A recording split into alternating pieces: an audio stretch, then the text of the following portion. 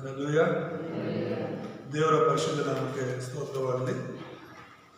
ಈ ಭಾನುವಾರ ಮತ್ತೆ ದೇವರ ಸನ್ನಿಧಿಯಲ್ಲಿ ಬರೋದಕ್ಕೆ ದೇವರು ನಮಗೆ ಕೃಪೆಯನ್ನು ತೋರಿಸಿದ್ದಾರೆ. ಆತನ ನಾಮಕ್ಕೆ ಮಹಿಮೆ ಉಂಟಾಗಲಿ. ಕಳೆದ ವಾರದ ವಾಕ್ಯ ಯೆಶಾಯನಿಂದ ಯಾವುದ್ರ ಬಗ್ಗೆ ಕೇಳಿದ್ದೀವಿ ನಾವು?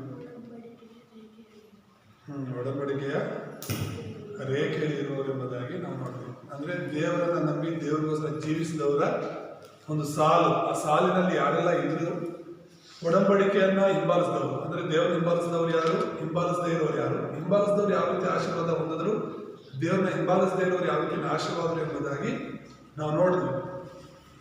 ರೂತಳು ಮೋಹಗಳಾಗಿದ್ರು ಕೂಡ ದೇವರನ್ನ ನಂಬಿ ಅತ್ತೆಯ ಜೊತೆ ಹೋಗಿ ದೇವರಿಗೋಸ್ಕರ ಜೀವಿಸಿದ್ರಿಂದ ಕೊನೆಗೆ ಯೇಸು ಸ್ವಾಮಿ ಕೂಡ ರೂತಳ ಒಂದು ಸಂತಾನದಲ್ಲಿ ಹುಟ್ಟಿದ್ರು ಎಂಬುದಾಗಿ ನಾವು ನೋಡಿದ್ವಿ.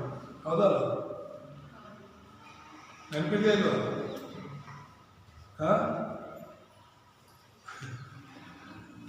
ಎಲ್ಲ ಊರವ್ರ ಸುದ್ದಿ ಎಲ್ಲ ನೆನಪಿಟ್ಕೊಳ್ಳಿ. ದೇವರ ವಾಕ್ಯ ಮಾತ್ರ ಮರೀತಾ ಇದೆ. ನಮ್ಮಲ್ಲಿ ಎಷ್ಟು ದೇವರ ವಾಕ್ಯ ಇರುತ್ತೋ ಅಷ್ಟು ದೇವರ ಕೃಪೆ ನಮಗೆ ಸಿಗುತ್ತೆ. ಅದಕ್ಕೋಸ್ಕರ ನಾನು ಯಾವಾಗ ಹೇಳ್ತಾ ಇದ್ದೀನಿ, ವಾಕ್ಯವನ್ನು ಗಮನವಿಟ್ಟು ಕೇಳಿ ಅಂತ. ಸೊ ಇವತ್ತು 1 ಸಾಮ್ಯಲ 1ನೇ ಅಧ್ಯಾಯದಿಂದ 1ರಿಂದ 11ನೇ ವಚನ ತನಕ ನಾವು ಧ್ಯಾನ ಮಾಡ್ತೀವಿ. ಇದರಲ್ಲಿ ಅಂಶ ಏನಂದ್ರೆ ವಿಶ್ವಾಸಿ ಕಂಡುಕೊಳ್ಳಬೇಕಾದ ಪ್ರಾರ್ಥನೆ ಅಂತ ಹೇಳಿ. ಏನಂತ?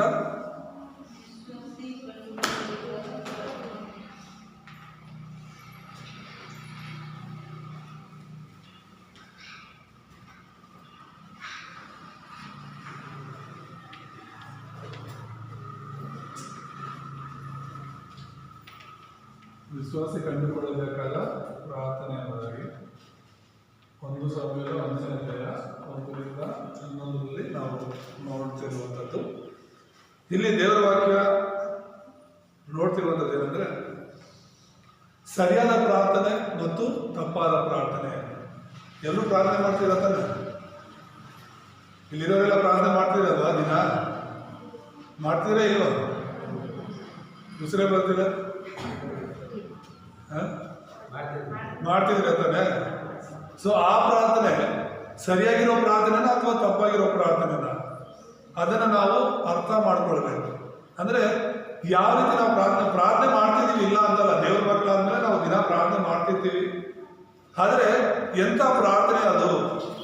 ನಾವು ಯಾರು ಪ್ರಾರ್ಥನೆ ಮಾಡ್ತಾ ಇದೀವಿ? ಈಗ ನಾನು ಒಬ್ಬರ ಹತ್ರ ಮಾತಾಡ್ತೀನಿ ಅಂದ್ರೆ ನನ್ನ ಮಾತು ಕೇಳೋರಿಗೆ ಇಷ್ಟ ಆಗ್ಬೇಕು. ಹೌದಲ್ಲ? ಅವ್ರಿಗೆ ಇಷ್ಟ ಆಗಿಲ್ಲ ಅಂದ್ರೆ ನಾವು ಹೇಳೋ ಮಾತು ಕೇಳ್ತಾರ? ಅವರು ಕೇಳಲ್ಲ. ನಾವು ದೇವ್ರ ಹತ್ರ ಮಾತಾಡ್ತಿದೀವಿ ಅಂದ್ರೆ ದೇವ್ರಿಗೆ ಇಷ್ಟವಾಗುವಂತ ಪ್ರಾರ್ಥನೆ ಮಾಡ್ತಿದೀವ ಅಥವಾ ನಮ್ಗೆ ಇಷ್ಟವಾಗುವಂತ ಪ್ರಾರ್ಥನೆ ಮಾಡ್ತಿದೀವ? ಅದನ್ನು ನಾವು ಅರ್ಥ ಮಾಡ್ಕೋಬೇಕಾಗುತ್ತೆ ಇವತ್ತಿನ ಒಂದು ಸಂದೇಶದಿಂದ. ಪರಿಚಯದಲ್ಲಿ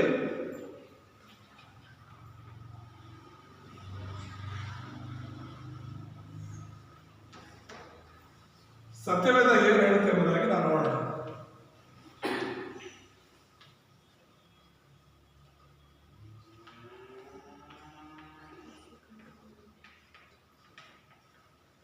ಸತ್ಯವೇದ ಏನು ಹೇಳುತ್ತೆ? ಮೊದಲನೇದಾಗಿ ಸತ್ಯವೇದ ನಮಗೆ ಕೇವಲ ಬೈಬಲ್ ಮಾತ್ರ ತಿಳಿಸುವಂತ ವಿಷಯ, ಬೇರೆ ಎಲ್ಲೂ ನಮಗೆ ಯಾರು ಹೇಳ್ಕೊಂಡಿರುವಂತ ವಿಷಯ. ಈಗ ನೀವು ಯೇಸುವಿನ ನಂಬೋದಕ್ಕೆ ಮುಂಚೆ ಯಾವತ್ತಾದ್ರೂ ಸೈತಾನ ಮಾತು ಕೇಳಿದ್ರ? ಸೈತಾನನ ಬಗ್ಗೆ ಕೇಳಿದ್ರ? ಚರ್ಚೆ ಬರೋಕ್ ಮುಂಚೆ, ಯೇಸು ನಂಬೋಕ್ ಮುಂಚೆ ಸೈತಾನ ಬಗ್ಗೆ ಕೇಳಿದ್ರ? ದೆವ್ವದ ಬಗ್ಗೆ ಕೇಳಿರ್ಬೋದು. ಆದ್ರೂ ಕೂಡ ದೆವ್ವ ಯಾರು, ಆ ದೆವ್ವ ಎಲ್ಲಿಂದ ಬರುತ್ತೆ ಅಂತ ನಮಗೆ ಗೊತ್ತಿರಲಿಲ್ಲ. ನಮಗೆ ಹೇಳ್ಕೊಡ್ತಿದ್ದೇನು, ನಮ್ಮವರು ನಮ್ಮ ಪೂರ್ವಿಕರೆಲ್ಲ ಸತ್ತೋಗುವವರು ದೆವ್ವಗಳಾಗ್ತಾರೆ ಅಂತ. ಹೌದಲ್ಲ? ಸತ್ತೋಗುವವರು ದೆವ್ವಗಳಾಗಿ ಬರ್ತಾರೆ.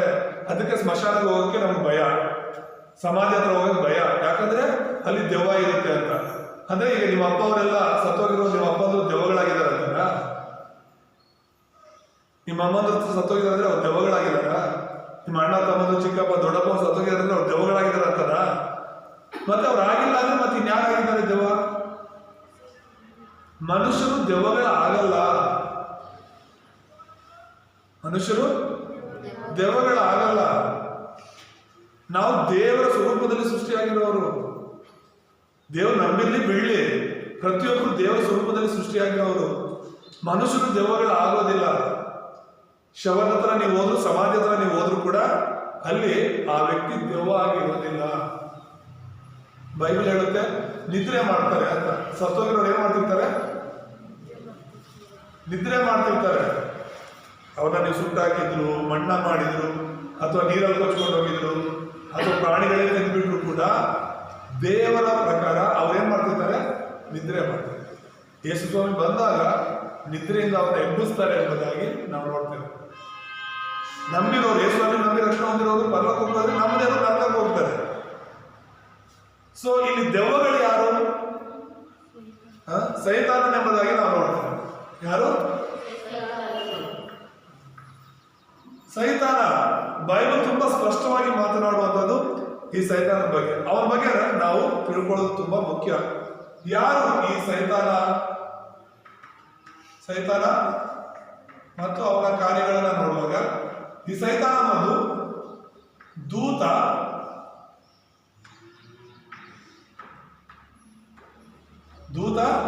ಸೈತಾನನಾದನು ಎಂಬುದಾಗಿ ನೋಡ್ತೀವಿ. ದೇವರು ದೂತನು, ದೇವರು ಸೃಷ್ಟಿ ಮಾಡಿರುವಂತಹ ದೂತ ಏನಾದ? ಸೈತಾನನಾದ. ಸೈತಾನ ಅಂದ್ರೆ ದೆವ್ವ, ಕೆಟ್ಟವನು ಎಂಬುದಾಗಿ. ದೇವರಿಗೆ ಅವಿಧೇಯನಾಗದೇ ಇರುವಂತಹ ಆ ದೇವದೂತನು, ದೇವರು ಅವನನ್ನ ಅಲ್ಲಿಂದ ಕೆಳಗಡೆ ದೊಬ್ಬಿ ಬಿಟ್ಟ. ಆದಮ ಅವರನ್ನ ದೇವರು ಸೃಷ್ಟಿ ಮಾಡಿದ್ರು.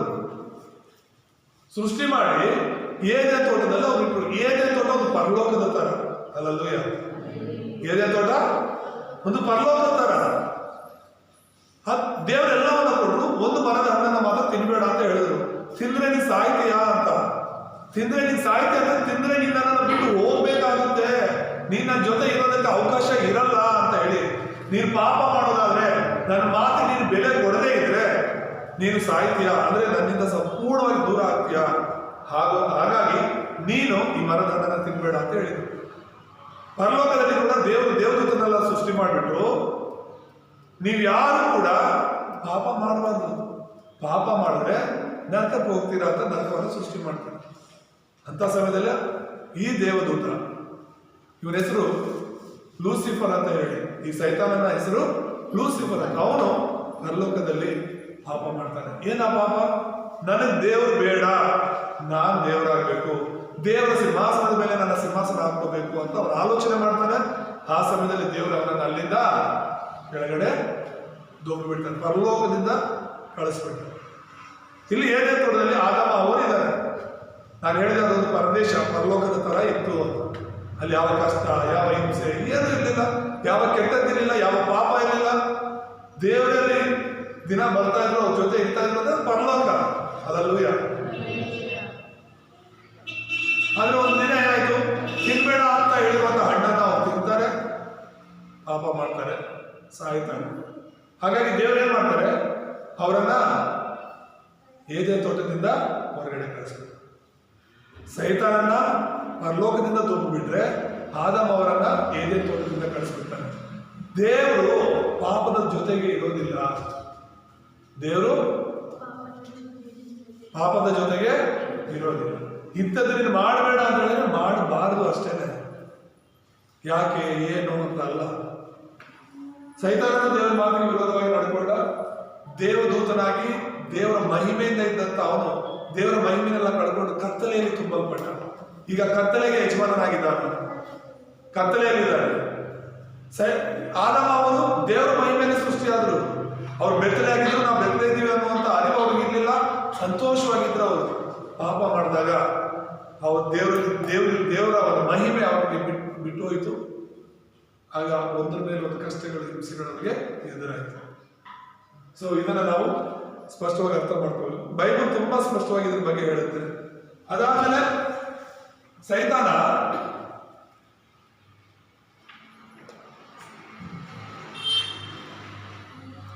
ನೆಫಿಲಿಮ್ಯರನ್ನ ಬೆಳೆಸ್ತಾನೆ. ನೆಫಿಲಿಮ್ಯರ್ ಅಂದ್ರೆ ಸೈತಾನನ ಹಾಗೇನೆ ದೇವರ ಮಾತನ್ನ ಕೇಳದೆ ಇರೋರು, ದೇವರ ವಿರುದ್ಧವಾಗಿ ನಡ್ಕೊಳ್ಳುವವರನ್ನ ಅವನು ಬೆಳೆಸ್ತಾನೆ. ಅಷ್ಟೇ ಅಲ್ಲ, ಮನುಷ್ಯರನ್ನ ಶೋಧಿಸುತ್ತಾನೆ.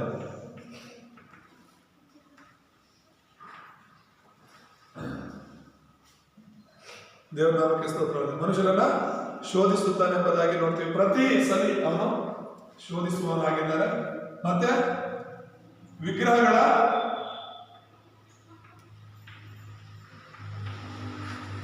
ದೇವಾಲಯಗಳನ್ನ ಕಟ್ಟಿಸುವವನಾಗಿದ್ದಾನೆ. ಎಲ್ಲಿ ನೋಡಿದ್ರು ಕೂಡ ಸೈತಾನಿಗೆ ಸಂಬಂಧಪಟ್ಟ ದೇವಾಲಯಗಳು, ವಿಗ್ರಹಗಳು ಇದಾವೆ ಎಂಬುದಾಗಿ ನೋಡ್ತೀವಿ. ಮತ್ತು ಜನರನ್ನ ದೆವ್ವಗಳಿಂದ ತುಂಬಿಸುತ್ತಾನೆ. ಏನ್ ಮಾಡ್ತಾನೆ? ಕೇಳಿಸ್ಕೊತಿದ್ದೀರಾ? ಜನರನ್ನ ಏನ್ ಮಾಡ್ತಿದ್ದಾರೆ? ದೆವ್ವಗಳಿಂದ ತುಂಬಿಸ್ತಾ ಇದ್ದಾರೆ. ಈ ವಿಷಯಗಳು ಸೈತಾನನ ಕಾರ್ಯಗಳೇನು?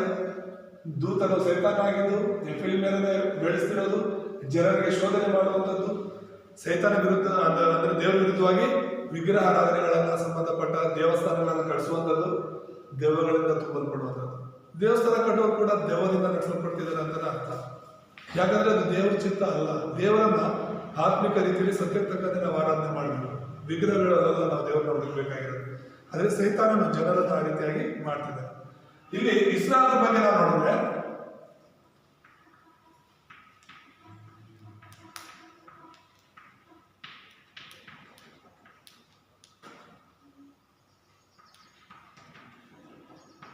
ಇಸ್ರಾಯೇಲರು ಕಾನಾನ್ ದೇಶಕ್ಕೆ ಬಂದರೂ ಕೂಡ, ಐಗುಪ್ತ ದೇಶದಿಂದ ಕಾನಾನ್ ದೇಶಕ್ಕೆ ಬಂದಿದ್ರು ಕೂಡ ಅವರು ಸ್ವತಂತ್ರರಾಗಿರ್ಲಿಲ್ಲ.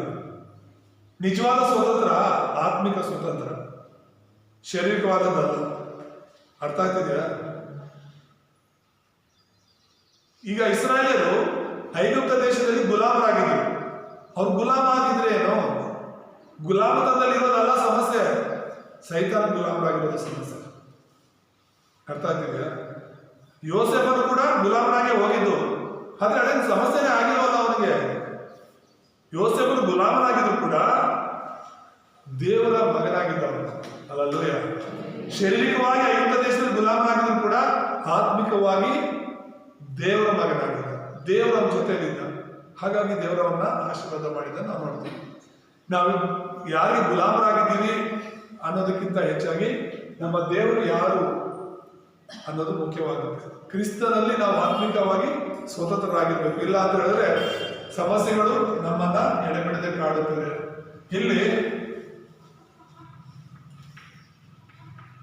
ಫಿಲಿಸ್ತೀಯರಿದ್ದಾರೆ. ಐಗುಪ್ತ ದೇಶದಿಂದ ಹೊರಗಡೆ ಅವ್ರು ಬಂದರೂ ಕೂಡ ಕಾನಾನ್ ದೇಶಕ್ಕೆ ಬಂದ ಮೇಲೆ, ಈಗ 2 ವಾರದ ಹಿಂದೆ ನಾವು ದೇವರ ವಾಕ್ಯವನ್ನು ಕೇಳಿದ್ವಿ.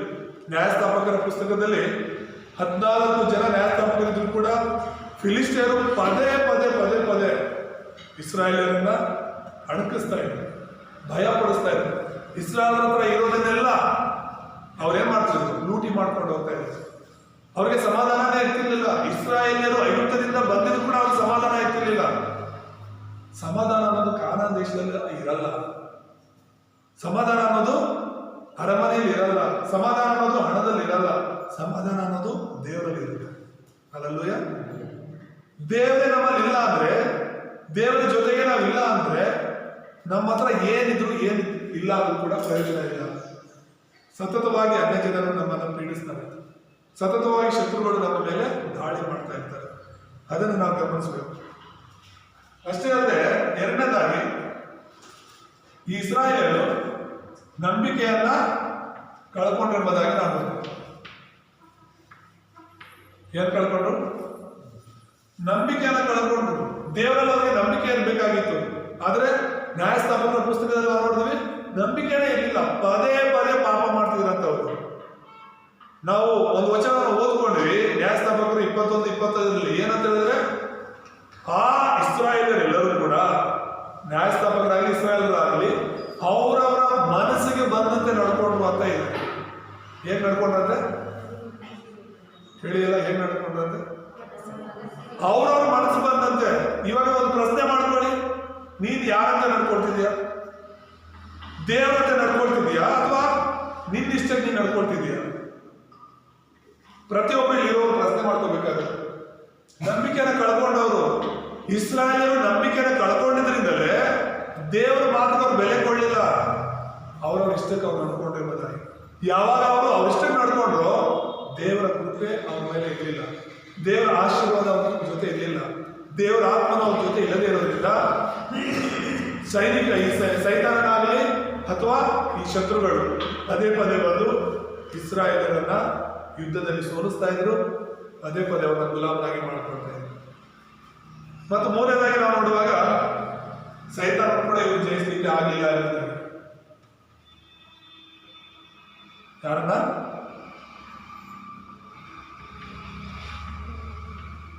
ಯಾರನ್ನ ಜಯಿಸಿದ? ಸೈತಾನನ್ನ ಜಯಿಸಲಿಕ್ಕಾಗಿದೆ. ಆ ಸೈತಾನನು ಪದೇ ಪದೇ ಇಸ್ರಾಯೇಲರನ್ನ ಮೋಸ ಮಾಡ್ತಾನೆ. ಎಷ್ಟೋ ಸಲ ನಾವು ಕೇಳಿದೀವಲ್ವಾ, ಬೆಳಕಿಲ್ದಿರೋ ಕಡೆ ಕತ್ತಲೆ ಇರುತ್ತೆ ಅಂತ, ಹಾಗೆ ದೇವರಿರೋ ಕಡೆ ದೆವ್ವ ಇದ್ದೇ ಇರುತ್ತೆ. ದೇವ್ರು ಬೇಕಂದ್ರೆ ನೀವು ಒಪ್ಪಿಸ್ಕೊಡ್ಬೇಕು ದೇವ್ರಿಗೆ. ನಿಮ್ಮ ಹೃದಯದಲ್ಲಿ ಬನ್ನಿ ಅಂತ ಕೇಳಬೇಕು. ದೇವರು ನಿಮ್ಮ ಹೃದಯದಲ್ಲಿ ನೀವು ಕರೆದ್ರೆ ಮಾತ್ರ ಬರ್ತಾರೆ. ದೆವ್ವ ಆ ಥರ ಅಲ್ಲ, ಕಳ್ಳರ ಆ ಥರ ಅಲ್ಲ. ಕಳ್ಳರು ನಿಮ್ಮ ಮನೆಗೆ ಬರ್ಬೇಕಾದ್ರೆ ಕೇಳ್ಬಿಟ್ಟು ಬರ್ತಾರ? ಇಲ್ಲ, ಸೈತಾನ ಕಳ್ಳ. ಹಾಗಾಗಿ ನಿಮ್ಮ ಜೀವಿತದಲ್ಲಿ ಅವನು ಬಲವಂತವಾಗಿ ಬರ್ತಾನೆ. ಯೇಸು ಇಲ್ಲ ಅಂತ ಗೊತ್ತಾದ ಮರುಕ್ಷಣನೇ, ನಿಮ್ಮ ಜೊತೆ ನಿಮ್ಮ ಹೃದಯದಲ್ಲಿ ಯೇಸು ಇಲ್ಲ ಅಂತ ಸೈತಾನಿಗೆ ಗೊತ್ತಾದ ಮರುಕ್ಷಣನೇ ಸೈತಾನ ನಿಮ್ಮ ಜೀವಿತದಲ್ಲಿ ಒಂದು ಕಾರ್ಯ ಮಾಡ್ತಾನೆ. ಹಾಗಾಗಿದೆ ಸೈತಾನಿಗೆ ನಾವು ಎಚ್ಚರಿಕವಾಗಿರಬೇಕು. ಯೇಸು ಹೆಸರಲ್ಲಿ ಮಾತ್ರನೇ ಸೈತಾನ ಭಯ ಪಡೋದು, ಯೇಸು ಹೆಸರಲ್ಲಿ ಮಾತ್ರನೇ ಸೈತಾನ ಬಿಟ್ಟು ಹೋಗೋದು, ಯೇಸು ಹೆಸರಲ್ಲಿ ಮಾತ್ರನೇ ಸೈತಾನ ಕಾರ್ಯಗಳು ಲಯವಾಗೋದು. ಯೇಸು ಹೆಸರಲ್ಲಿ ನಿಮ್ಗೆ ನಂಬಿಕೆ ಇಲ್ಲ ಅಂದ್ರೆ, ಯೇಸು ವಾಕ್ಯದಲ್ಲಿ ನಿಮ್ಗೆ ನಂಬಿಕೆ ಇಲ್ಲ ಅಂದ್ರೆ ಮತ್ತೇನು ಸೈತಾನ ಜಯಿಸಕ್ಕೆ ಎಲ್ಲಾಗುತ್ತೆ ನಾವು. ಮೂರನೇದಾಗಿ ನಾವು ನೋಡುವಾಗ ಹನ್ನೆರಡ ಸರಿಯಾದ ಪ್ರಾರ್ಥನೆ ಎಂಬುದಾಗಿ.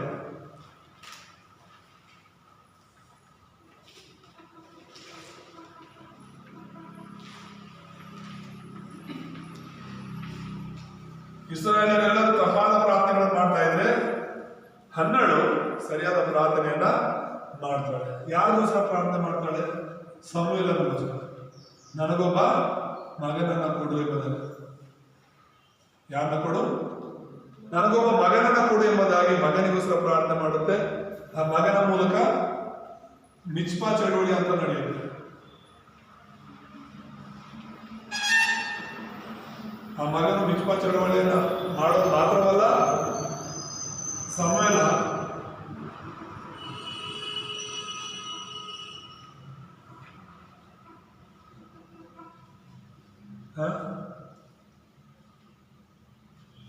ದಾವೀದನನ್ನ ಎಬ್ಬಿಸ್ತಾನೆ. ಹಲ್ಲೆಲೂಯಾ. ಅಂದ್ರೆ ಎಂತ ಒಂದು ಪ್ರಾರ್ಥನೆ. ನಾನು ಆಗ್ಲೇ ಹೇಳಿದೆ, ಸರಿಯಾದ ಪ್ರಾರ್ಥನೆ ಮತ್ತು ತಪ್ಪಾದ ಪ್ರಾರ್ಥನೆ ಬಗ್ಗೆ ನಾವು ತಿಳಿದಿರ್ಬೇಕು ಅಂತ ಹೇಳ್ಬಿಟ್ಟು. ಈಗ ತಪ್ಪಾದ ಪ್ರಾರ್ಥನೆಯನ್ನ ನೀನು ದಿನಪೂರ್ತಿ ಕೂತ್ಕೊಂಡು ಪ್ರಾರ್ಥನೆ ಮಾಡ್ತಾ ಇದ್ರು, ದಿನಪೂರ್ತಿ ನೀನು ಉಪವಾಸ ಇದ್ಕೊಂಡು ಪ್ರಾರ್ಥನೆ ಮಾಡ್ತಾ ಇದ್ರು, ನಿನ್ನ ಪ್ರಾರ್ಥನೆ ತಪ್ಪಾಗಿದ್ದು ನೀನು ಕಣ್ಣೀರಿಂದ ಪ್ರತಿದಿನ ಪ್ರಾರ್ಥನೆ ಮಾಡ್ತಾ ಇದ್ರು ಕೂಡ ಅಂತ ಪ್ರಾರ್ಥನೆಗೆ ಉತ್ತರಗಳು ಸಿಗಲ್ಲ. ಅದಕ್ಕೆ ಸರಿಯಾದ ಪ್ರಾರ್ಥನೆ ನಾವು ಮಾಡೋದನ್ನ ನಾವು ಕಲಿಬೇಕು ಅಂತ. ಈಗ 12 ಬಗ್ಗೆ ನಾವು ನೋಡ್ತಾ ಇದ್ದೇವೆ. 12ಗೆ ತುಂಬಾ ವರ್ಷಗಳು ಮಕ್ಕಳಿರ್ಲಿಲ್ಲ. ಏನಿರ್ಲಿಲ್ಲ? ಕೇಳಿಸ್ಕೊತಿದ್ದೀರಾ? ಹೇಳಿ ನಾನು ಹೇಳೋದಕ್ಕೆ. ಹಾಗೆ ನೀವು ಇಲ್ಲೇ ಇದ್ದೀರಾ ಅಂತ. ಎಲ್ಕಾನ ಅಂತ ಹೇಳಿ 12 ಗಂಡನ ಹೆಸರು. ಏನ ಹೆಸರು? ಎಲ್ಲರೂ ಹೇಳಿ. ಎಲ್ಕಾನ ಅಂತ ಹೇಳಿ ಗಂಡನ ಹೆಸರು. ಅವ್ರಿಗೆ 2 ಹೆಂಡತಿರು ಇರ್ತಾರೆ. ಒಬ್ಬಳು ದೊಡ್ಡವಳು ಬಂದು ಪೆನಿನ್ನಳು. ಏನಂತ? ಪೆನಿನ್ನಳು. ಎರಡನೇವಳು 12. ಪೆನಿನ್ನಳಿಗೆ ಗಂಡು ಮಕ್ಕಳು 2 ಮಕ್ಕಳು ಇರ್ತಾರೆ. ತುಂಬಾ ಜನ ಮಕ್ಕಳು ಇರ್ತಾರೆ ದೊಡ್ಡ ಹೆಂಡತಿಗೆ. ಚಿಕ್ಕವಳಿಗೆ ಮಕ್ಕಳೇ ಇರೋದು. ಆದ್ರೆ ಎಲ್ಕಾನ 12ನ ತುಂಬಾ ಪ್ರೀತಿ ಮಾಡ್ತಾನೆ. ಈ ದಿನಗಳಲ್ಲಿ ಅನೇಕ ಗಂಡನನ್ನ ನಾವು ನೋಡಿರ್ತೀವಲ್ಲ, ಹೆಂಡತಿಗೆ ಮಕ್ಕಳಾಗಿಲ್ಲ ಅಂದ್ರೆ ಕಾಟ ಕೊಡೋದು ಜಾಸ್ತಿ. ತುಂಬಾ ಕಿರುಕುಳ ಕೊಡ್ತಿರ್ತಾರೆ, ಹೊಡಿತಿರ್ತಾರೆ, ನೀನು ಬಂಜೆ ಅಂತ ಬೈತಿರ್ತಾರೆ, ಅವಮಾನ ಪಡಿಸ್ತಿರ್ತಾರೆ. ಗಂಡ ಮಾತ್ರ ಅಲ್ಲ, ಕೆಲವು ಸಲ ಅತ್ತೆ, ಅವ್ರ ಗಂಡನ ಮನೆಯವರು, ಸಂಬಂಧಿಕರು ಎಲ್ಲರೂ ಕೂಡ ಅವ್ರು ನೋಡೋದೇ ಒಂದು ರೀತಿ. ಅದಕ್ಕೆ ಮದುವೆ ಆದ ತಕ್ಷಣ 1 ವರ್ಷದಲ್ಲೇ 2 ವರ್ಷದಲ್ಲೇ ಮಕ್ಕಳಾಗಿರ್ಬೇಕು. ಮದುವೆ ಆಗ 1 ವರ್ಷ 2 ವರ್ಷದಲ್ಲಿ ಮಕ್ಕಳಾಗಿಲ್ಲ ಅಂದ್ರೆ ಆಗ ಏನೋ ಸಮಸ್ಯೆ ಇದೆ ಇವ್ರಿಗೆ ಅಂತ ಅವ್ರ ಬಗ್ಗೆ ಮಾತಾಡ್ಕೊಳ್ಳೋಕೆ ಶುರು ಮಾಡ್ತಾರೆ. ಮಕ್ಕಳನ್ನ ಕೊಡೋದು ದೇವರು ತಾನೆ. ಯಾರು ಕೊಡೋದು? ಮತ್ತೆ ನಾವು ಮಾಡ್ಕೋಬೋದ ಬಲವಂತ ಮಕ್ಕಳಾಗಿಲ್ಲ ಅಂದ್ರೂ ಕೂಡ? ಇಲ್ಲ ಅಲ್ವಾ? ಸೊ ಇವಳು 12 ಏನ್ ಮಾಡ್ತಾಳೆ? ಗಂಡನ ಹತ್ರ ಜಗಳ ಆಡ್ತಿರ್ತಾಳೆ, ನನ್ನ ಮಕ್ಕಳಿಲ್ಲ ನನ್ನ ಮಕ್ಕಳು ಕೊಡು ಅಂತ. ಆ ಎಲ್ಕಾನ ಅಂದ್ರೆ ಗಂಡ 12ನ ತುಂಬಾನೇ ಪ್ರೀತಿ ಮಾಡ್ತಿರ್ತಾನೆ. 10 ಮಂದಿ ಮಕ್ಕಳಿಗಿಂತ ನಾನು ನಿನಗೆ ಶ್ರೇಷ್ಠ ಅಲ್ವಾ, ನಿನ್ನನ್ನು ತುಂಬಾ ನಾನು ಪ್ರೀತಿ ಮಾಡ್ತೀನಲ್ಲ, ನಿನ್ನ ಮಕ್ಕಳಾಗ್ಲಿ ಬಿಡ್ಲಿ, ನೀನೇ ನಮಗೆ ಮಗು ತರ ಅಂತ ಹೇಳ್ಬಿಟ್ಟು ಏನ್ ಮಾಡ್ತಾನೆ, ತುಂಬಾನೇ ಪ್ರೀತಿ ಮಾಡ್ತಾನೆ. ಆದ್ರೂ ಕೂಡ ಹೆಣ್ಮಕ್ಳಿಗೆ ಇರುತ್ತಲ್ಲ ಅದೊಂಥರ ಅವಮಾನ ತರ, ಒಂದು ಮಗು ಆದ್ರೂ ಸಾಕು, ಎಲ್ಲರ ಬಾಯಿನ ನಾನು ಮುಚ್ಚಿಸ್ಬೋದು ಅಂತ ಹೇಳ್ಬಿಟ್ಟು ಇಲ್ಲಿ ಗಂಡನ ಜೊತೆ ಜಗಳ ಆಡ್ತಾ ಇರುತ್ತೆ. ವರ್ಷಕ್ಕೊಂದ್ಸಲಿ ಶಿಲೋವಾ ಅಂತ ಹೇಳಿ ಒಂದು ಸ್ಥಳ, ದೇವರ ಆಲಯ ಇದ್ದಂಥ ಸ್ಥಳ, ವರ್ಷಕ್ಕೊಂದ್ಸಲಿ ಅವ್ರು ಅಷ್ಟು ದೂರ ಪ್ರಯಾಣ ಮಾಡಿಕೊಂಡು ಆ ಶಿಲೋವಕ್ಕೆ ಹೋಗ್ತಾ ಇದ್ರು. ಅಲ್ಲಿ ಅವರು ಪ್ರಾರ್ಥನೆ ಮಾಡ್ತಾ ಇದ್ರು, ಯಜ್ಞಗಳನ್ನ ಸಮರ್ಪಿಸ್ತಾ ಇದ್ರು. ಅಲ್ಲಿ ಪ್ರಾರ್ಥನೆ ಮಾಡಕ್ಕೆ ಹೋದಾಗೆಲ್ಲ ಇಲ್ಲಿ ಎಲ್ಕನ ಕುಟುಂಬಕ್ಕೆ ನಿಜವಾಗ್ಲೂ ನಾವು ತುಂಬಾ ಗ್ರೇಟ್ ಅವರ ಕುಟುಂಬ. ಯಾಕಂದ್ರೆ ನ್ಯಾಯಸ್ಥಾಪಕರೆಲ್ಲರೂ ಕೂಡ, ಇಸ್ರಾಯೇಲರು ಎಲ್ಲರೂ ಕೂಡ ದೇವರನ್ನ ಮರೆತು ಹೋದ ಸಮಯದಲ್ಲಿ, ಅವರವರ ಇಷ್ಟಕ್ಕೆ ಅವರು ನಡೀತಾ ಇದ್ದಂಥ ಸಮಯದಲ್ಲಿ ಒಂದು ಕುಟುಂಬ ಇತ್ತು, ಆ ಎಲ್ಕನನ ಕುಟುಂಬ. ಅಲ್ಲಲ್ಲೂಯ್ಯ, ಆ ಕುಟುಂಬ ದೇವರಿಗೋಸ್ಕರ ಜೀವಿಸ್ತಾ ಇತ್ತು. ಆ ಕುಟುಂಬ ದೇವರ ಆಲಯವನ್ನು ಹುಡ್ಕೊಂಡು ಹೋಗ್ತಾ ಇತ್ತು. ಆ ಕುಟುಂಬ ದೇವರ ಸನ್ನಿಧಿಯಲ್ಲಿ ಪ್ರಾರ್ಥನೆ ಮಾಡ್ತಾ ಇತ್ತು. ಯಾವಾಗ ಎಲ್ಲರೂ ಅವರ ಇಷ್ಟಕ್ಕೆ ಅವ್ರು ಬದುಕ್ತಾ ಇದ್ರು, ಈ ಒಂದು ಕುಟುಂಬ ಸತತವಾಗಿ ಅಲ್ಲಿ ಸೇವಕರ ಬಳಿಗೆ ಹೋಗ್ತಾ ಇತ್ತು. ಏಲಿ ಅಂತ ಹೇಳಿ ಒಬ್ಬ ಸೇವಕ, ಯಾಜಕ, ಅಲ್ಲಿ ಹೋಗಿ ಯಜ್ಞಗಳನ್ನ ಸಮರ್ಪಿಸಿ ದೇವರನ್ನ ಪ್ರಾರ್ಥನೆ ಮಾಡ್ತಾ ಇದ್ರು. ದೇವರ ನಾಮಕ್ಕೆ ಸ್ತೋತ್ರವಾಗಲಿ. ದಯಮಾಡಿ ಸರಿಯಾಗಿ ಕೇಳಿಸ್ಕೊಳ್ಳಿ, ಅರ್ಥ ಮಾಡ್ಕೊಳ್ಳಿ. ದೇಶವೇ ದೇವರನ್ನ ಬಿಟ್ಟು ಅವರಿಷ್ಟಕ್ಕೆ ನಡೀತಾ ಇರುವಾಗ ಒಂದು ಕುಟುಂಬ ದೇವರಿಗೋಸ್ಕರ ಬದುಕ್ತಾ ಇತ್ತು. ಅಲ್ಲಲ್ಲೂಯ್ಯ, ಅದು ಅವರಿಷ್ಟಕ್ಕೆ ಬದುಕ್ತಾ ಇರಲಿಲ್ಲ, ದೇವರಿಷ್ಟಕ್ಕೆ ಬದುಕ್ತಾ ಇದ್ರು. ದೇವರ ಸನ್ನಿಧಿಗೆ ಹೋಗ್ತಾ ಇದ್ರು, ದೇವರಿಗೆ ಹಬ್ಬ ಯಜ್ಞವಾದ ರಕ್ತದ ಬಲಿಯನ್ನು ಕೊಡ್ತಾ ಇದ್ರು, ದೇವ್ರನ್ನ ಆರಾಧಿಸ್ತಾ ಇದ್ರು ಎಂಬುದಾಗಿ ನಾವು ವಾಕ್ಯದಲ್ಲಿ ನೋಡ್ತೇವೆ. ಪ್ರತಿ ವರ್ಷ ತಪ್ಪದೇ ಅವರು ಹೋಗ್ತಾ ಇದ್ರು ದೇವರ ಸನ್ನಿಧಿಗೆ. ಆದ್ರೆ ಪ್ರತಿ ವರ್ಷ ಅವರು ಸಭೆಗೆ ಹೋದ್ರು, ಯಜ್ಞಗಳನ್ನ ಸಮರ್ಪಣೆ ಮಾಡಿದ್ರು ಕೂಡ, ಪ್ರಾರ್ಥನೆಗಳು ಮಾಡ್ತಾ ಇದ್ರು ಕೂಡ ಹನ್ನೆಳಿಗೆ ಮಕ್ಕಳಾಗ್ತಿರ್ಲಿಲ್ಲ. ಅರೆ, ಯಾಕೆ ಆಗ್ತಿರ್ಲಿಲ್ಲ? ಎಲ್ಲ ಸರಿಯಾಗಿ ಮಾಡ್ತಿದಾರಲ್ವಾ? ವರ್ಷದವರು ಸಭೆಗೆ ಹೋಗ್ತಾ ಇದ್ದಾರೆ, ದೇವರ ಸನ್ನಿಧಿಗೆ ಹೋಗ್ತಾ ಇದ್ದಾರೆ, ಯಜ್ಞಗಳನ್ನ ಸಮರ್ಪಣೆ ಮಾಡ್ತಿದ್ದಾರೆ, ಬಲಿಗಳನ್ನ ಕೊಡ್ತಾ ಇದ್ದಾರೆ, ಪ್ರಾರ್ಥನೆ ಮಾಡ್ತಾ ಇದ್ದಾರೆ. ಆದರೂ ಹನ್ನೆಳಿಗೆ ಮಕ್ಕಳಾಗಲಿಲ್ಲ ಅಂತ ವಾಕ್ಯದಲ್ಲಿ ನಾವು ನೋಡ್ತೀವಿ. ಅದಕ್ಕೆ 12 ಕೂತ ಇತ್ತು. ಯಾಕೆ ಅಂತ ಹೇಳಿದ್ರೆ, ಇವಳು ಇಷ್ಟೆಲ್ಲ ಮಾಡಿದ್ರು ಕೂಡ ಇವಳ ಪ್ರಾರ್ಥನೆಗಳು ಸರಿ ಇರಲಿಲ್ಲ. ಪ್ರಾರ್ಥನೆ ಮಾಡ್ತಿತ್ತು, ಆದ್ರೆ ಆ ಪ್ರಾರ್ಥನೆ ಸರಿ ಇರಲಿಲ್ಲ. ಏನು ಪ್ರಾರ್ಥನೆ ಮಾಡ್ತಿತ್ತು? ನನಗೆ ಮಕ್ಕಳು ಬೇಕು. ಯಾರಿಗೆ ಬೇಕು? ನನಗೆ ಮಕ್ಕಳು ಬೇಕು, ನನಗೋಸ್ಕರ ಒಂದು ಮಗುವನ್ನು ಕೊಡು ಅಂತ ಅವಳು ಪ್ರತಿ ಸಲ ಬಂದಾಗ ಪ್ರಾರ್ಥನೆ ಮಾಡ್ತಾ ಇತ್ತು. ಅದು ತಪ್ಪಾದ ಪ್ರಾರ್ಥನೆ ದೇವ್ರ ದೃಷ್ಟಿಯಲ್ಲಿ. ಅರೆ, ನಮ್ಗೆ ಬೇಕಿರೋದು ನಾವು ಕೇಳ್ಕೊಳ್ಳೋದು ತಪ್ಪಾದದ್ದ ಅಂತ ಹೇಳಿದ್ರೆ ಹೌದು, ಅದನ್ನೇ ನಾವು ಅರ್ಥ ಮಾಡ್ಕೋಬೇಕು. ನಮಗ್ ಬೇಕಿರೋದಕ್ಕಿಂತ ದೇವ್ರಿಗೆ ಏನ್ ಬೇಕು ಅನ್ನೋದನ್ನ ನಾವು ಅರ್ಥ ಮಾಡ್ಕೋಬೇಕು ಫಸ್ಟ್. ಅಲ್ಲಲ್ಲೂಯ್ಯ, ಇಲ್ಲಿ ಯೋಚನೆ ಮಾಡಿ, ಇಸ್ರಾಯೇಲರೆಲ್ಲರೂ ಕೂಡ ಸೈತಾನನ ಮಕ್ಕಳಾಗಿ ವಿಗ್ರಹಾರಾಧನೆ ಮಾಡಿಕೊಂಡು ಪಾಪದಲ್ಲಿದ್ದಾರೆ. ದೇವರನ್ನ ನಂಬೋದಿಲ್ಲ, ದೇವರನ್ನ ಆರಾಧನೆ ಮಾಡೋದಿಲ್ಲ. ಅಂತ ಸಮಯದಲ್ಲಿ ಒಂದೇ ಒಂದು ಕುಟುಂಬ ದೇವರನ್ನ ನಂಬಿದೆ, ದೇವರಲ್ಲಿ ಭಯ ಭಕ್ತಿಯಲ್ಲಿದೆ. ಆದ್ರೆ ಆ ಒಂದು ಕುಟುಂಬ ಕೂಡ ಸ್ವಾರ್ಥಕ್ಕಾಗಿ ಪ್ರಾರ್ಥನೆ ಮಾಡ್ತಾ ಇದೆ ಅಂತ ಹೇಳಿದ್ರೆ ದೇವರು ಎಲ್ಲಿ ಉತ್ತರ ಕೊಡ್ತಾರೆ ಅಂತವ್ರಿಗೆ? ಒಂದು ದಿನ ಅವ್ರ ಕಣ್ಣು ಬೀಳ್ತಿದೆ ಅನ್ಬಾರ್ದು. ಹಲ್ಲೆಲೂಯಾ. ಇಷ್ಟು ದಿನ ನಾನು ಮಾಡಿದಂತ ಪ್ರಾರ್ಥನೆಗಳೆಲ್ಲ ತಪ್ಪಾದ ಪ್ರಾರ್ಥನೆಗಳಾಗಿದೆ, ಈಗ ನಾನು ಸರಿಪಡಿಸ್ಕೋಬೇಕು ನನ್ನ ಪ್ರಾರ್ಥನೆ ಅಂತ ಹೇಳಿ ಅವಳು 11ನೇ ವಚನದಲ್ಲಿ ಏನಂತ ಪ್ರಾರ್ಥನೆ ಮಾಡ್ತಾಳೆ? ಸೇನಾಧೀಶ್ವರನಾದ ಯೆಹೋವನೇ, ನಿನ್ನ ದಾಸಿಯ ದುಃಖವನ್ನು ಪರಾಂಬರಿಸು, ನನ್ನನ್ನು ತಿರಸ್ಕರಿಸದೆ ಕನಿಕರ ಬಿಟ್ಟು ನನಗೊಬ್ಬ ಮಗನನ್ನು ಕೊಡಬೇಕು, ಅವನು ಜೀವದಿಂದಿರುವ ತನಕ. ಹಲ್ಲೆಲೂಯ. ಏನಂತ ಹೇಳ್ತಿದ್ದಾಳೆ? ಅವನು ಜೀವದಿಂದಿರುವ ತನಕ ನಿನ್ನವನಾಗಿಯೇ ಇರುವ ಹಾಗೆ ನಿನಗೆ ಪ್ರತಿಷ್ಠಿಸಿ ಕೊಡಬೇಕು. ಅವನ ತಲೆಯ ಮೇಲೆ ಕ್ಷೌರ ಕತ್ತಿಯನ್ನು ಬರಗೊಡುವುದಿಲ್ಲ ಎಂದು ಪ್ರಾರ್ಥಿಸಿ ಹರಿಕೆ ಮಾಡಿಕೊಂಡಳು ಎಂಬುದಾಗಿದೆ. ಹಲ್ಲೆಲೂಯ. ತುಂಬಾ ಜನ ನಾವು ಹರಿಕೆ ಮಾಡ್ಕೊಳ್ತೀವಿ, ಆದ್ರೆ ಮರ್ತು ಹೋಗ್ತಾ ಇರ್ತೀವಿ, ಹರಿಕೆಗಳನ್ನು ತೀರಿಸೋದಿಲ್ಲ. ತುಂಬಾ ಸಲ ದೇವರಿಗೆ ನಾವು ಮಾತು ಕೊಡ್ತಾ ಇರ್ತೀವಿ, ಅದನ್ನ ತೀರಿಸೋದಿಲ್ಲ. ಇವಳು ಪ್ರಾರ್ಥನೆ ಎಷ್ಟು ಕರೆಕ್ಟ್ ಆಗಿದೆ ಅಂತ ಹೇಳಿದ್ರೆ, ನನಗೊಬ್ಬ ಮಗ ಬೇಕು, ಆದ್ರೆ ನನಗೆ ಮಗ ಬೇಕು ಅನ್ನೋದಕ್ಕಿಂತ ಹೆಚ್ಚಾಗಿ ಇಸ್ರಾಯೇಲರಿಗೋಸ್ಕರ ಒಂದು ಮಗ ಬೇಕು. ಈ ದೇವರ ಮಕ್ಕಳು ದೇವರ ದಾರಿಯನ್ನು ಬಿಟ್ಟು ಸೈತಾನನ ದಾರಿಯಲ್ಲಿ ಹೋಗ್ತಾ ಇದ್ದಾರೆ, ನರಕದ ದಾರಿಯಲ್ಲಿ ಹೋಗ್ತಾ ಇದ್ದಾರೆ, ವಿಗ್ರಹಾರಾಧನೆ ದಾರಿಯಲ್ಲಿ, ಪಾಪದ ದಾರಿಯಲ್ಲಿ ಹೋಗ್ತಾ ಇದ್ದಾರೆ. ಅವರನ್ನ ನಿನ್ನ ಕಡೆ ನಡೆಸೋದಕ್ಕೆ ನನಗೊಬ್ಬ ಮಗ ಬೇಕು. ಅಲ್ಲಲ್ಲೂಯ್ಯ. ಇಲ್ಲಿ ಮಗನ ಬೇಕು ನಿಜ ಅಲ್ವಾ? 12ಗೆ ಏನ್ ಬೇಕು? ಮಗನ ಬೇಕು. ಆದ್ರೆ ಪ್ರಾರ್ಥನೆ ಮಾಡೋ ರೀತಿ ಬದಲಾಗಬೇಕು ಅಂತ ಹೇಳ್ತಿರೋದು. ಅಲ್ಲಲ್ಲೂಯ್ಯ. ಈಗ ನಮಗೆ ಆಹಾರ ಬೇಕು, ಊಟ ಬೇಕು, 3 ಹೊತ್ತು. ದೇವರೇ ನನ್ಗೆ ಊಟ ಕೊಡು, ನನ್ಗೆ ಊಟ ಕೊಡು, ನಾನು ಬಲ ಹೊಂದಬೇಕು, ನಾನು ಸಾಯ್ತಿದ್ದೀನಿ ಅಂತ ಹೇಳಿದ್ರೆ, ಹೌದು ನಿನ್ಗೆ ಊಟ ಇಲ್ಲ ಗೊತ್ತು, ದೇವರ ಹತ್ರ ನೀನು ಪ್ರಾರ್ಥನೆ ಮಾಡಬೇಕು ಊಟಕ್ಕಾಗಿ ಗೊತ್ತು. ಆದ್ರೆ ಪ್ರಾರ್ಥನೆ ಮಾಡೋ ವಿಧಾನದಲ್ಲಿ ಬದಲಾವಣೆ ಬೇಕು. ದೇವರೇ ನೀನು ನನಗೆ ಆಹಾರ ಕೊಡು, ನೀನನ್ನು ಬಲಪಡಿಸು, ನಿನ್ನ ಸೇವೆ ಮಾಡೋದಕ್ಕೆ, ನಿನಗೋಸ್ಕರ ಸಾಕ್ಷಿಯಾಗಿರೋದಕ್ಕೆ, ನಿನ್ನನ್ನು ಆರಾಧನೆ ಮಾಡೋದಕ್ಕೆ ನನಗೆ ಬಲ ಕೊಡು, ನನಗೆ ಆಹಾರ ಕೊಡು. ಕೆಲಸ ಬೇಕು ಅಂತ ಪ್ರಾರ್ಥನೆ ಮಾಡಿ, ಏನು ಕೆಲಸ ಬೇಕು ನಿನಗೆ? ನನ್ನ ಜೀವನ ನಡೆಸೋಕ್ಕಲ್ಲ ದೇವರೇ, ನಿಮ್ಮ ಸೇವೆ ಮಾಡೋದಕ್ಕೆ, ನಿಮ್ಮ ಸೇವೆಗೋಸ್ಕರ, ನಿಮ್ಮ ಸಭೆಗೋಸ್ಕರ ನಾನು ಸಾಕ್ಷಿಯಾಗಿರೋದಕ್ಕೆ ಕೆಲಸ ಬೇಕು, ಆರೋಗ್ಯ ಬೇಕು. ಏನು ನೀನು ಕೇಳ್ಕೊಂಡ್ರು ಕೂಡ ದೇವರ ವಾಕ್ಯದಲ್ಲಿ 1 ಕೊರಿಂಥ 10ನೇ ಅಧ್ಯಾಯ 31ನೇ ವಚನದಲ್ಲಿ ಹೇಳುತ್ತೆ, ನೀವು ತಿಂದ್ರು ಕುಡಿದ್ರು ಮತ್ತೇನು ಮಾಡಿದ್ರು ಕೂಡ ದೇವರ ನಾಮ ಮಹಿಮೆಗೋಸ್ಕರ ಮಾಡಿ ಅಂತ. ಯಾರಿಗೋಸ್ಕರ? ತಿನ್ನೋದು ಕುಡಿಯೋದು ಕೂಡ ದೇವರ ನಾಮ ಮಹಿಮೆಗೋಸ್ಕರ ಮಾಡಬೇಕು ಅಂತ ಹೇಳುವಾಗ, ಮತ್ತೆ ನಾವು ಬದುಕೋದು, ನಮ್ಮ ಮಕ್ಕಳು, ನಮ್ಮ ಆಸ್ತಿ, ನಮ್ಮ ಜೀವನ ಇನ್ಯಾರಿಗೋಸ್ಕರ?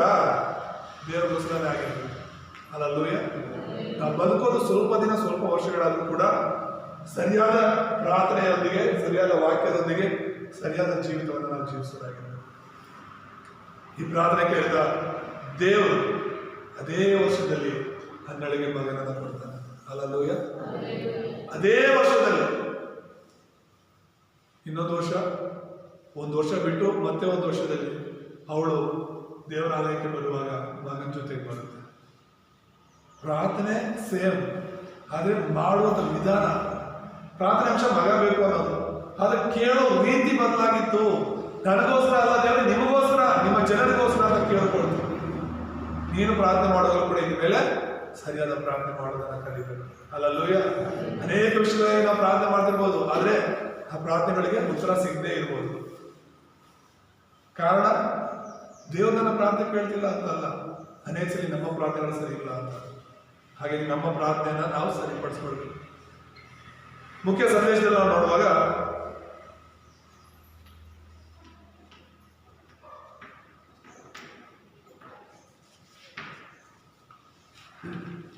ಮುಖ್ಯ ಸಂದೇಶದಲ್ಲಿ 3 ಪ್ರಾರ್ಥನೆಗಳನ್ನ ಕಂಡುಕೊಳ್ಬೇಕು ಅಂದ್ರೆ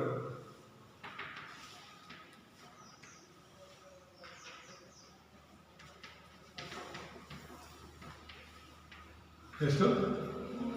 3 ರೀತಿಯ ಪ್ರಾರ್ಥನೆಗಳನ್ನ ನಾವು ಕಂಡುಕೊಳ್ಳಬೇಕೆಂಬುದಾಗಿ ನೋಡ್ತೀವಿ. ಮೊದಲನೇದಾಗಿ ಬಂದು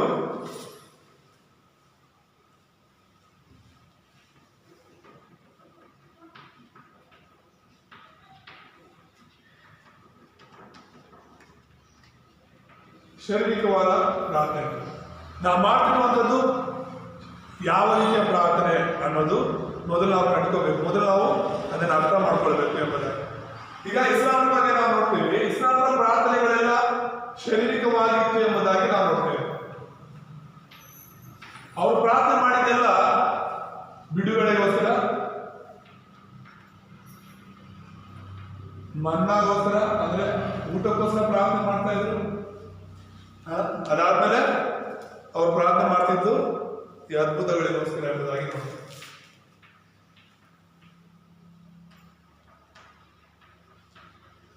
ಇಸ್ರಾಯೇಲರ ಪ್ರಾರ್ಥನೆಗಳು ಶಾರೀರಿಕವಾದ ಪ್ರಾರ್ಥನೆಗಳಾಗಿವೆ. ಈ ಫಿಲಿಸ್ಟೀನರಿಂದ ನಮ್ಮನ್ನು ಬಿಡಿಸು, ಅವರಿಂದ ಬಿಡಿಸು, ಇವರಿಂದ ಬಿಡಿಸು ಅಂತ ಶತ್ರುಗಳಿಂದ ಬಿಡಿಸೋದಕ್ಕೆ ಪ್ರಾರ್ಥನೆ ಮಾಡ್ತಾ ಇದ್ದಾರೆ. ಅದು ನಿಜವಾದ ಶತ್ರು ಸೈತಾನ ಅಂತ ಅವ್ರಿಗೆ ಗೊತ್ತಿರಲಿಲ್ಲ. ಈ ಕಷ್ಟಗಳು ಯಾಕೆ ಬರ್ತಿದೆ ಅಂತ ಅವ್ರಿಗೆ ಗೊತ್ತಿರಲಿಲ್ಲ. ಊಟಕ್ಕೋಸ್ಕರ ಪ್ರಾರ್ಥನೆ ಮಾಡ್ತಾ ಇದ್ರು. ಆಮೇಲೆ ಅವ್ರ ಜೀವನದಲ್ಲಿ ಅದ್ಭುತಗಳು ನಡೀಬೇಕು ಅಂತ ಹೇಳಿ ಪ್ರಾರ್ಥನೆ ಮಾಡ್ತಾ ಇದ್ರು. ಆದ್ರೆ ಆತ್ಮಿಕ ವಿಷಯಗಳು ಅವ್ರಿಗೆ ಗೊತ್ತಿರಲಿಲ್ಲ. ಅದಕ್ಕೋಸ್ಕರ ಇಸ್ರಾಯೇಲ್ ತುಂಬಾನೇ ಕಷ್ಟಪಡ್ತಿದ್ರು ಎಂಬುದಾಗಿ ನಾವು ನೋಡ್ತೇವೆ. ಮತ್ತೆ ಇವರು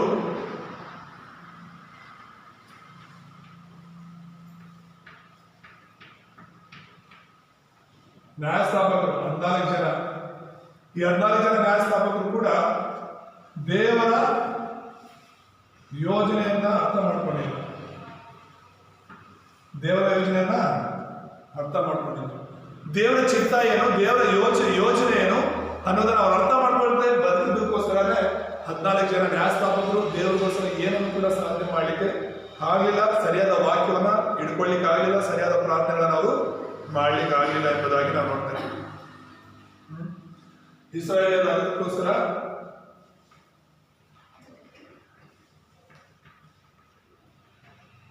ಫಿಲಿಸ್ತೀನ್ಗೆ ಗುಲಾಮ.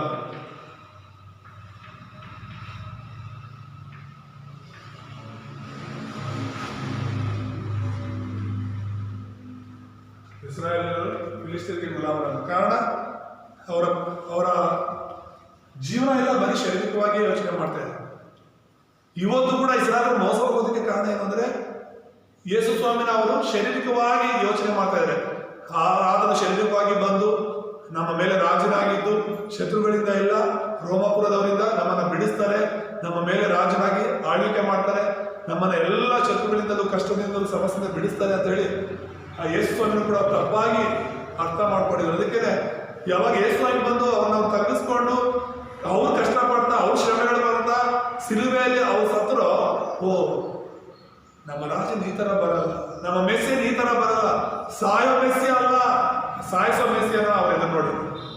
ಆದ್ರೆ ಯೇಸು ಆತ್ಮಿಕವಾಗಿ ಅವ್ರ ಸಹಾಯದ ಮೂಲಕ ಸೈತಾನನ ಕಾರ್ಯಗಳನ್ನ ನಾಶ ಮಾಡಿದ್ರು. ಯೇಸುವಿನ ಶತ್ರು ಬಂದು ಯಾವಾಗಲೂ ರೋಮಪುರದವರಲ್ಲ, ಸೈತಾನನಾಗಿದ್ದ, ಸೈತಾನನ ಕಾರ್ಯಗಳನ್ನ ಮಾಡಕ್ ಬಂದ. ಈ ಸತ್ಯವನ್ನ ಇಸ್ರಾಯೇಲರು ಅರ್ಥ ಮಾಡ್ಕೊಂಡಿರೋದ್ರಿಂದಲೇ ಅವರು ಪದೇ ಪದೇ ಶತ್ರುಗಳಿಗೆ ಗುಲಾಮರಾಗ್ತಾ ಹೋದ್ರು ಎಂಬುದಾಗಿ ನೋಡ್ತಾರೆ. ಹಾಗಾಗಿನೇ ನಿನ್ನ ಪ್ರಾರ್ಥನೆಗಳು ಶಾರೀರಿಕವಾಗಿದೆಯಾ ಅಥವಾ ಆತ್ಮಿಕವಾಗಿದೆಯಾ ಅನ್ನೋದನ್ನ ಅರ್ಥ ಮಾಡ್ಕೊಳ್ಬೇಕು. ಎರಡನೇದಾಗಿ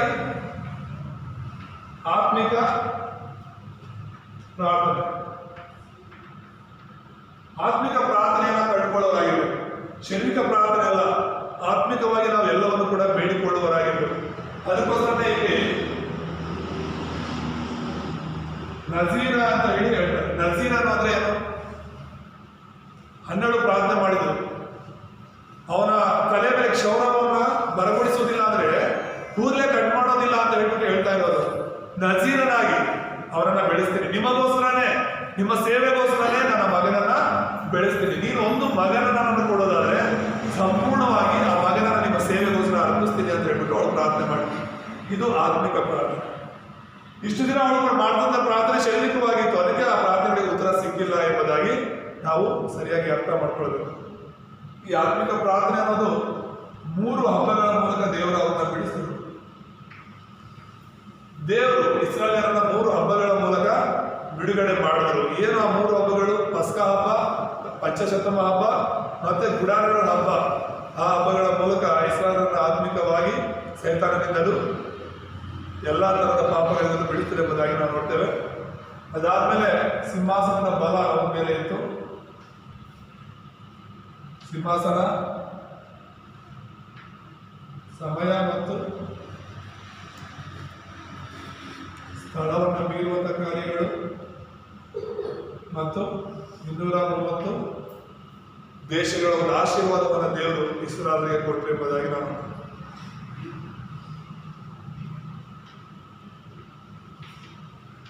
ದೇವರು ಇಸ್ರಾಯೇಲರನ್ನ ಆರಿಸ್ಕೊಂಡಿದ್ರೆ ಅವರನ್ನ ಸಾಕ್ಷಿಯಾಗಿ ನಿಲ್ಲಿಸಬೇಕು ಅಂತ. ದೇವರು ಅಬ್ರಾಹ್ಮನ ಆರಿಸ್ಕೊಂಡಿದ್ದು, ಅವನ ಕುಟುಂಬವನ್ನು ಆರಿಸ್ಕೊಂಡಿದ್ದು, ಅವನ ಇಸ್ರಾಯೇಲ್ ದೇಶವನ್ನು ಆರಿಸ್ಕೊಂಡಿದ್ದು ಬರೀ ಇಸ್ರಾಯೇಲ್ ದೇಶವನ್ನು ಆಶೀರ್ವಾದ ಮಾಡಬೇಕು ಅಂತಲ್ಲ, ನಿನ್ನ ಸಂತಾನದ ಮೂಲಕ ಎಲ್ಲಾ ಜನಾಂಗಗಳನ್ನ ಕೂಡ ನಾನು ಆಶೀರ್ವದಿಸ್ತೇನೆ ಅಂತ ದೇವರು ಹೇಳಿದ್ರು. ಇಸ್ರಾಯೇಲರ ಮೂಲಕ ಪ್ರಪಂಚವನ್ನು ರಕ್ಷಿಸಬೇಕು ಅನ್ನೋದು ದೇವರ ಚಿತ್ತವಾಗಿತ್ತು. ಅದನ್ನ ಅವ್ರು ಅರ್ಥ ಮಾಡ್ಕೊಳ್ಳದೆ ಯಾವಾಗಲೂ ಕೂಡ ಅವ್ರ ಬಗ್ಗೆ ಮಾತ್ರ ಯೋಚನೆ ಮಾಡ್ತಾ ಇದ್ರು. ಅದಕ್ಕೆ ಅವರು ದೇವರ ನಿಜವಾದ ಆಶೀರ್ವಾದಗಳನ್ನು ಅನುಭವಿಸಕ್ಕೆ ಆಗಲಿಲ್ಲ. ಯಾವಾಗ ಬೈಬಲಲ್ಲಿ ಅಲ್ಲಲ್ಲಿ ಕೆಲವರು ಸತ್ಯವನ್ನು ಅರ್ಥ ಮಾಡ್ಕೊಂಡ್ರು, ಸತ್ಯ ದೇವರನ್ನ ಅರ್ಥ ಮಾಡ್ಕೊಂಡ್ರು, ದೇವರ ಆಲೋಚನೆಗಳನ್ನ ಅರ್ಥ ಮಾಡ್ಕೊಂಡ್ರು, ಅವರನ್ನು ದೇವರು ಆಶೀರ್ವಾದ ಮಾಡ್ತಾ ಬಂದರು. ಹಲ್ಲೆಲೂಯ. ಈ ಲೋಕದಲ್ಲಿ ಕೂಡ ಅನೇಕ ಸಭೆಗಳಿದೆ, ಅನೇಕ ಸೇವಕರುಗಳಿದ್ದಾರೆ, ಅನೇಕ ವಿಶ್ವಾಸಗಳಿದ್ದಾರೆ, ಅನೇಕರು ಈ ಜಾಗದಲ್ಲಿ ಶಾರೀರಿಕವಾಗಿ ಸಭೆಗಳಿಗೆ ಹೋಗ್ತಾ ಇದ್ದಾರೆ, ಶಾರೀರಿಕವಾಗಿ ಪ್ರಾರ್ಥನೆ ಮಾಡ್ತಾ ಇದ್ದಾರೆ, ಶಾರೀರಿಕವಾಗಿ ಉಪವಾಸ ಮಾಡ್ತಾ ಇದ್ದಾರೆ, ಶಾರೀರಿಕವಾಗಿ ಕಣ್ಣೀರು ಸುರಿಸ್ತಾ ಇದ್ದಾರೆ. ಅವರ ಪ್ರಾರ್ಥನೆ ತಪ್ಪಾಗಿದೆ ಅಂತ ಮಾಡ್ತಿರೋ ರೀತಿ ಓಕೆ, ಉದ್ದೇಶ ತಪ್ಪಾಗಿದೆ. ಯಾವಾಗ ನಮ್ಮ ಪ್ರಾರ್ಥನೆ ಉದ್ದೇಶ ತಪ್ಪಾಗಿರುತ್ತೋ ಅದಕ್ಕೆ ಸರಿಯಾದ ಉತ್ತರಗಳು ನಮಗೆ ಸಿಗೋದಿಲ್ಲ. ಆತ್ಮಿಕವಾದ ರೀತಿಯಲ್ಲಿ ನಾವು ಯೋಚನೆ ಮಾಡಬೇಕು, ಪ್ರಾರ್ಥಿಸಬೇಕೆಂಬುದಾಗಿ ನೋಡ್ತೇವೆ.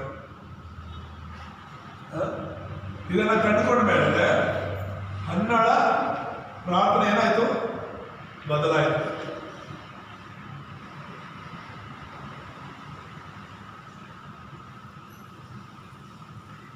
ಯಾರ ಪ್ರಾರ್ಥನೆ ಬದಲಾಯಿತು? ಅವಳು ಪ್ರತಿ ವರ್ಷ ಹೋದಾಗ ಶರೀರದ ಬಗ್ಗೆ ಯೋಚನೆ ಮಾಡ್ತಿದ್ದ, ಅವಳ ಬಗ್ಗೆ ಯೋಚನೆ ಮಾಡಿ ನನಗೆ ಮಗ ಬೇಕು ಅಂತ. ಯಾವಾಗ ಸತ್ಯವನ್ನು ಅವಳು ಅರ್ಥ ಮಾಡ್ಕೊಳ್ಳೋ ಅವಾಗ ಅವಳು ನನಗೋಸ್ಕರ ಅಲ್ಲ ದೇವರೇ, ನಿಮಗೋಸ್ಕರ, ನಿಮ್ಮ ಸೇವೆಗೋಸ್ಕರ ಒಂದು ಮಗುವನ್ನ ಕೊಡು ಅಂತ ಹೇಳಿ ತಕ್ಷಣ ಅದೇ ವರ್ಷದಲ್ಲಿ ದೇವರವರು ಅವಳನ್ನ ಆಶೀರ್ವಾದ. ನಿನ್ನ ಜೀವನದಲ್ಲಿ ಕೂಡ ನಿನಗೇನು ಬೇಕಂದ್ರೂ ಕೇಳ್ಕೋ, ತಪ್ಪಿಲ್ಲ. ಆದರೆ ಅದು ದೇವರ ನಾಮ ಮಹಿಮೆಗೋಸ್ಕರ ಕೇಳ್ಕೊ, ದೇವರಿಗೋಸ್ಕರ ಕೇಳ್ಕೊ. ಖಂಡಿತ ದೇವರು ನಿನ್ನ ಪ್ರಾರ್ಥನೆಗೆ ಉತ್ತರವನ್ನು ಕೊಡ್ತಾರೆ. ಬದಲಾಗಬೇಕಾದ್ರೆ ದೇವರಲ್ಲ, ನಾವು ಬದಲಾಗಿರೋದು ದೇವರಲ್ಲ, ನಮ್ಮ ಪ್ರಾರ್ಥನೆ ಬದಲಾಗಬೇಕಾಗಿರೋದು ದೇವರಲ್ಲ, ನಿನ್ನ ಜೀವಿತ, ನನ್ನ ಜೀವಿತ ಬದಲಾಗಬೇಕು. ಆಮೇಲೆ ನಾವು ಬದಲಾದ್ರೆ, ನಮ್ಮ ಪ್ರಾರ್ಥನೆಗಳು ಬದಲಾದ್ರೆ ಉತ್ತರಗಳು ಬಂದೇ ಬರುತ್ತೆ. ಮೂರನೇದಾಗಿ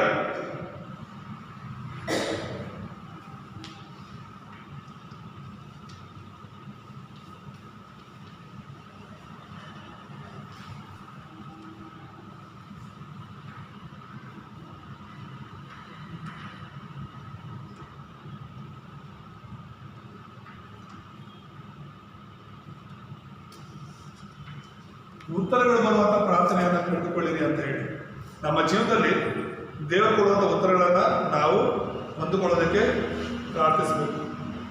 ಹಾಗೆ ಮಾಡುವಾಗ ಗುಲಾಮತನ ಇದ್ರೂ ಕೂಡ ಪರವಾಗಿಲ್ಲ,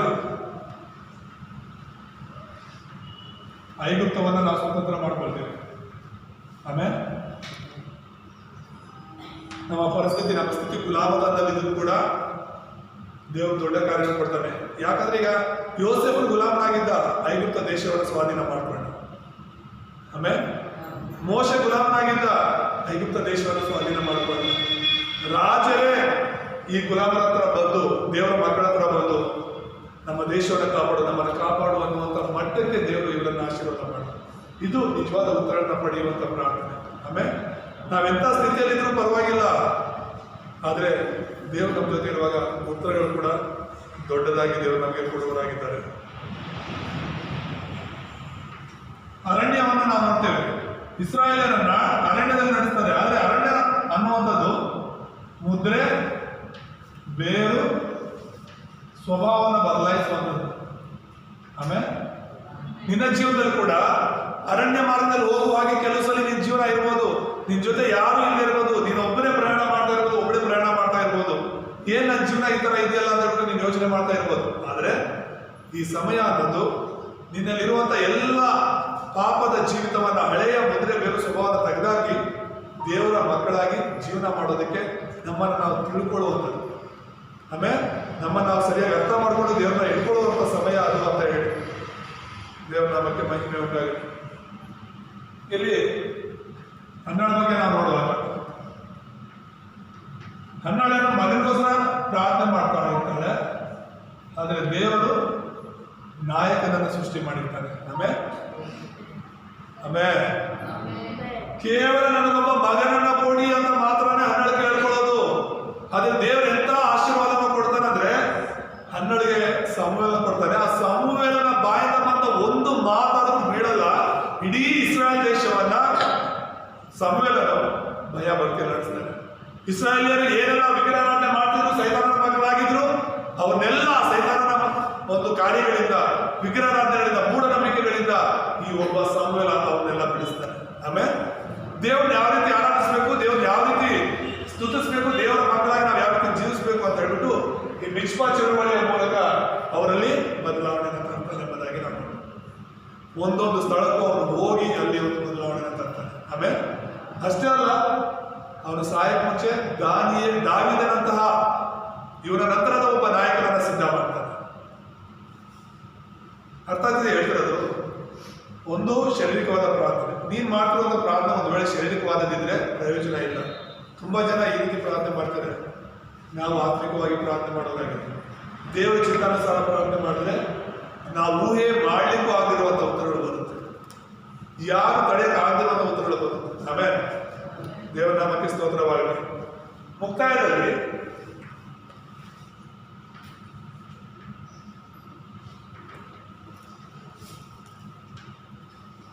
ಹರಿವು ಎಂಬುದಾಗಿ ನಾವು ಹರಿವು ಅಂದ್ರೆ ಏನು? ನನ್ನ ನಿನ್ನ ಇಷ್ಟದಂತೆ ಅಲ್ಲ ನಾವು ನಡಿಬೇಕಾಗಿರೋದು. ಈ ಜೀವಿತ ನಮ್ಮಿಷ್ಟಕ್ಕಲ್ಲ. ಈಗ ನಮ್ಮ ಮಕ್ಕಳಿದಾರಂದ್ರೆ ನಮ್ಮ ಮಕ್ಕಳು ನಮ್ಮಿಷ್ಟದಂತೆ ನಡಿಬೇಕು ಅಂತ ಅನ್ಕೊಳ್ತೀವಿ. ಹೌದಲ್ವಾ? ಹೌದಲ್ವಾ?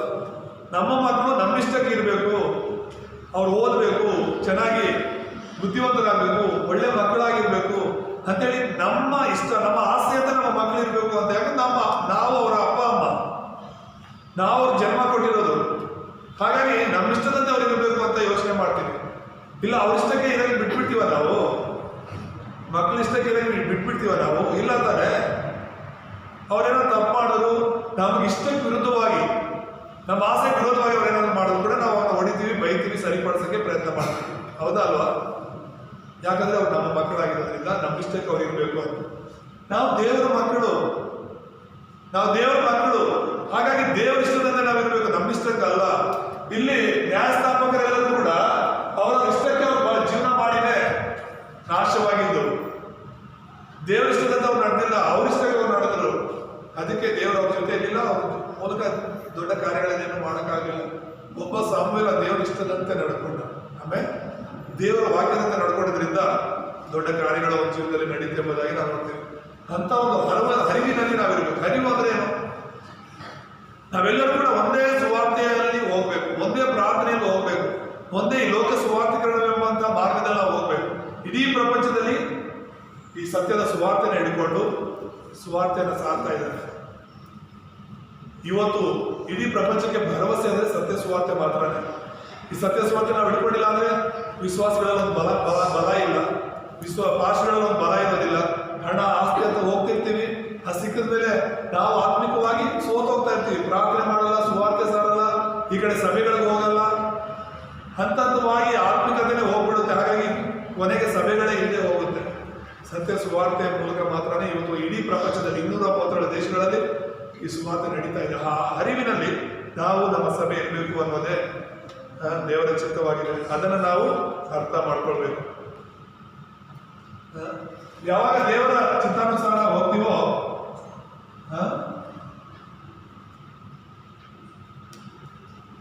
ಲೆಕ್ಕಿಸಲಾಗದ ಉತ್ತರಗಳನ್ನ ದೇವರು ಕೊಡ್ತಾರೆ. ನಾವು ಲೆಕ್ಕ ಮಾಡೋಕ್ಕೂ ಆಗಿರುವಂತಹ ಆಶೀರ್ವಾದಗಳನ್ನ ದೇವರು ನಮ್ಮ ಜೀವಿತದಲ್ಲಿ ಸತತವಾಗಿ ಕೊಡ್ತಾರೆ ಎಂಬುದಾಗಿ ನಾವು ನೋಡ್ತೇವೆ. ಆಗ ದೇವರ ರೂಪ, ದೇವರ ಸ್ವರೂಪ ನಮ್ಮಲ್ಲಿ ರೂಪುಗಳು.